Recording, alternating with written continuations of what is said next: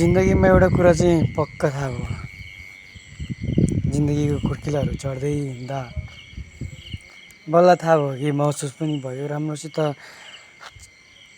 Clear पनि भयो। सबैभन्दा गाह्रो त यो खाली जेब रहेछ कि खाली जेब टन्न भरिन्छ भने सबैले चिन्छ, सबैले मान्छ होइन। सबैको नजरमा राम्रो पनि बन्न सकिन्छ कि जब यो खाली जेब रित्तिन्छ नि, त्यतिखेर न आफ्नोले न आफन्तले कसैले पनि साथ दिँदैन रहेछ कि। बल्ल जिन्दगी कस्तो रहेछ, के रहेछ भनेर मजाले बुझ्न पनि सक्यो होइन। कसैको नजरमा नराम्रो पनि बन्न पुग्यो होइन। साथीभाइ भन्छ कमाएर होला, पैसाको कुरा गरेर होला, सायद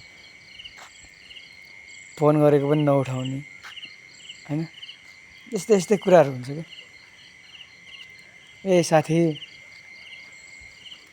होटल लाइनको जब हो,